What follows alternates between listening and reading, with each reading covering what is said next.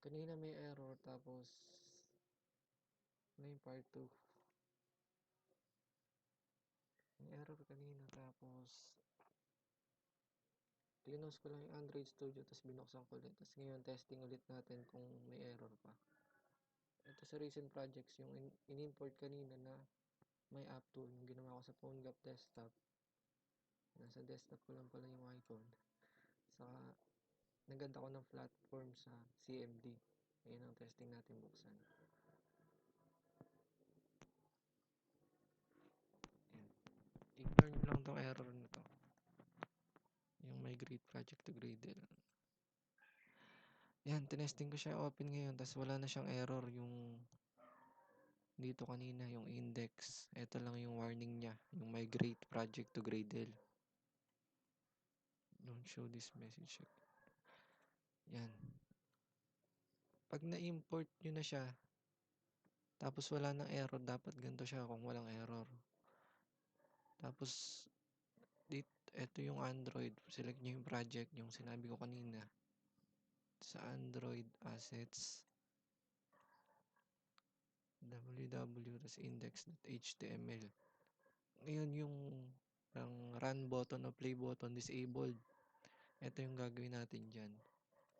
Ito yung ginawa ko para, kasi hindi nyo siya ma-debug o mararan kung dito, kung naka-disable to. Gawin nyo lang, click nyo to, edit configurations, click nyo yung plus button, tapos Android application. Tapos dito, rename nyo to kahit ano, kahit anong name. Ang gagawin ko pangalan is Android. Tapos module, select nyo yung module, dapat merong module na Android. Ito yung folder na Android dito. Sa ginawa nyong PhoneGap project. Select nyo yun. Teka lang, medyo naghang. Yan. Click nyo yung okay. Dahil wala ng error. Kasi noong una may error ako dito sa baba. Ngayon wala na. Gawa lang nung error na hindi ko alam saan galing. Yan, okay na yan. Add Android application. Rename nyo. Tapos select nyo yung module na Android. Tapos okay. Tapos hintayin nyo lang. Yan, okay na. Tapos yun, makikita nyo. Yung kanina sa feed tracker na wala ng error. Yung thesis namin. Yan, okay na siya. Katulad na siya niyan. Pwede nyo na siyang i-run. Ito yung index.html ng PhoneGap. Pag tinignan nyo sa browser, yung nakalagay lang your device is ready ngayon. Ito testing natin sa emulator dito sa AVD. Testing natin i-run. Click nyo lang yung play or run button. Yan, hintayin nyo lang.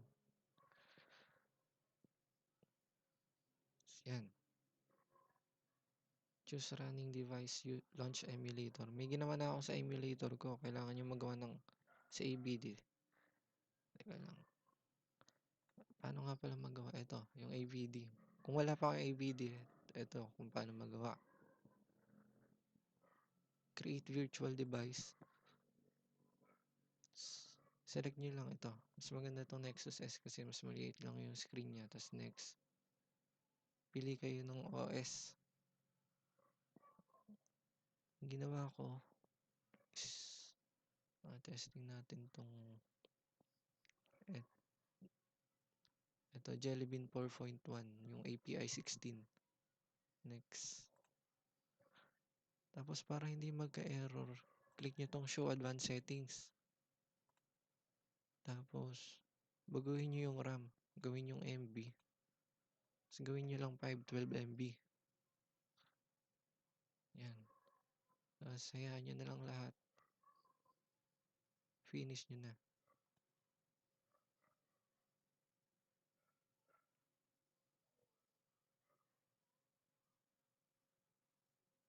Ito yung ginawa ko.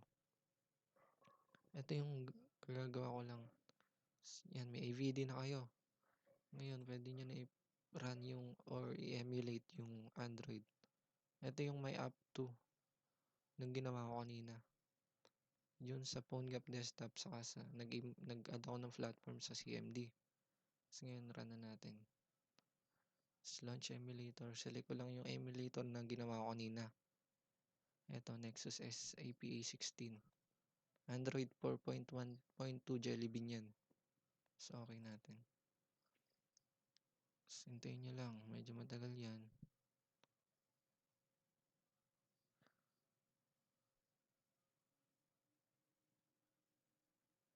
Hintayin nyo lang ito. Make. Clinic nyo yan. Ito, makikita nyo yung status nyo. Hintayin nyo lang.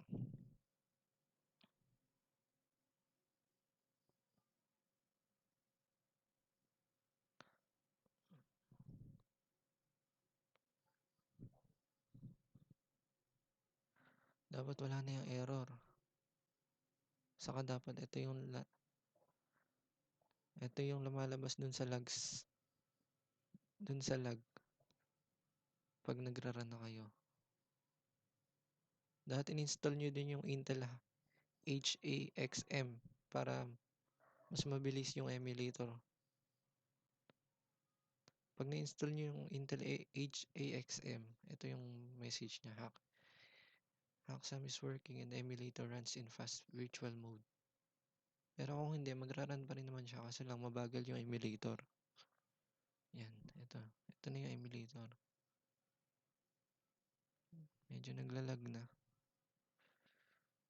Yan. Ito yung ginawa kong AVD.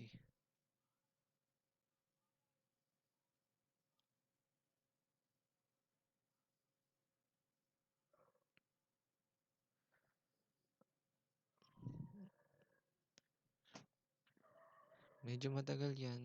Kaya lang,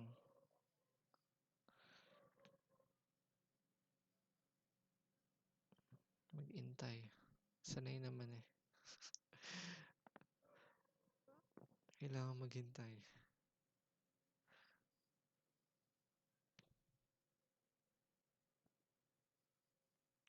Dito sa itong make na to, ginagawa niya na din yung APK. Makikita nyo siya dun sa folder nyo.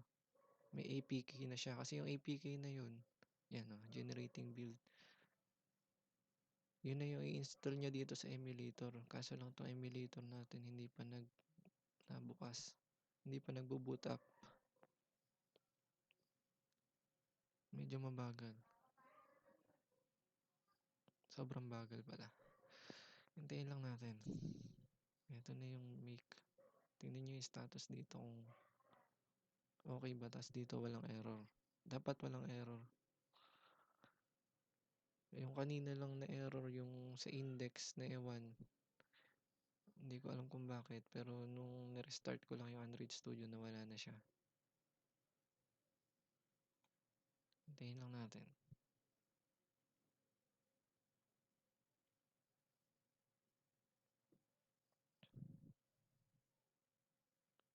Yan. May lumabas sa lag.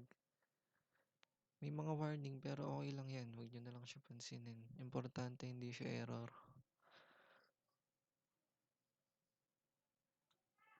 Hindi pa rin nagbo-boot up yung emulator. Sobrang bagal.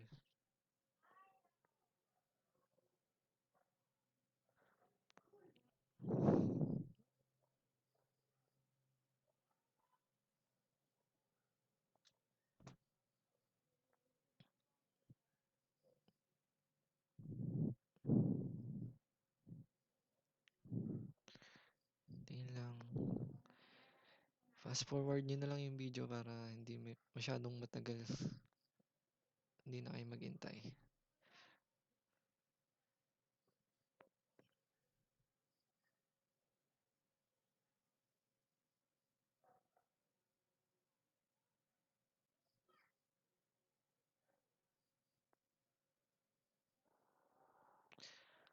Okay, medyo matagal.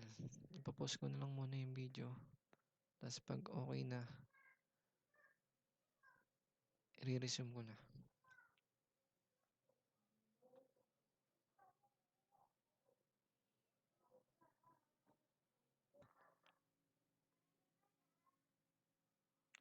Yan, nag-boot na yung emulator natin. Okay nyo lang yan. Kaso lang hindi pa tapos mag-run dito. Sa una talaga matagal yung ito mag-run. Pero pag nag nag-run ulit kayo niyan, mas mabilis na siya. Okay nyo lang to. Yan. Automatic na yan. Pag tapos na to, mag-i-install siya dito, tas bubukas na ng automatic yung app. Kita nyo na gana siya.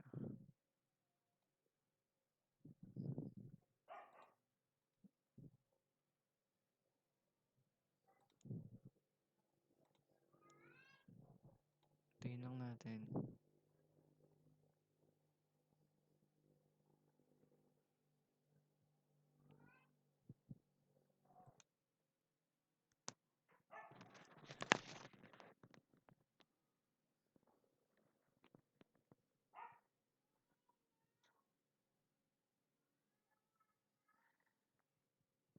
Yan, tapos na.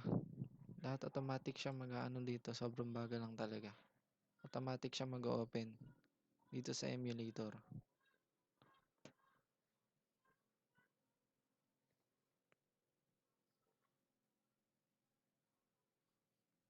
Hintayin lang natin.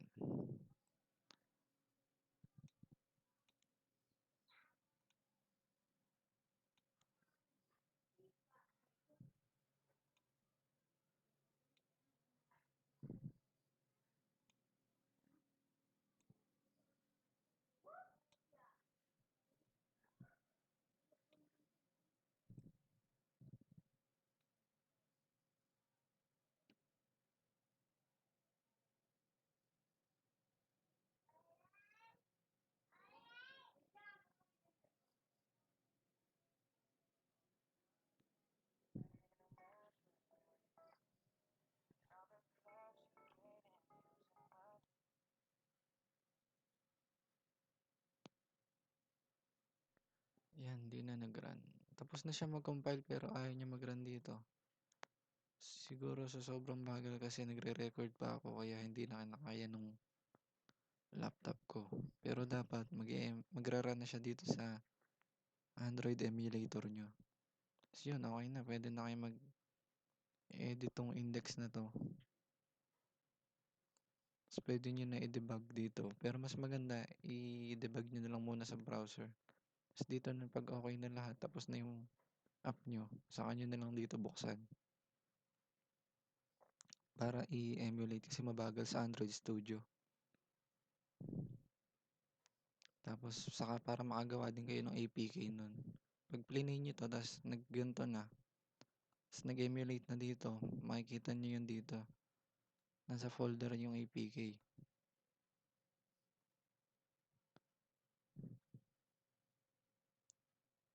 Yan. Babagal na siya.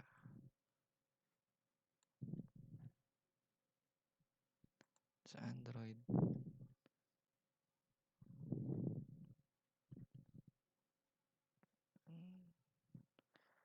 Tagal. Sa Android project. Ito yung My App 2. Yung ginawa ko sa PhoneGap desktop. Makikita nyo meron na siyang out na folder. Nandito yun. Production. Android. Ito yung APK niya. Pwede nyo na siyang i-copy o kaya install dun sa cellphone nyo para i-testing. Yan, okay na. Tapos na. Salamat. Thanks for watching.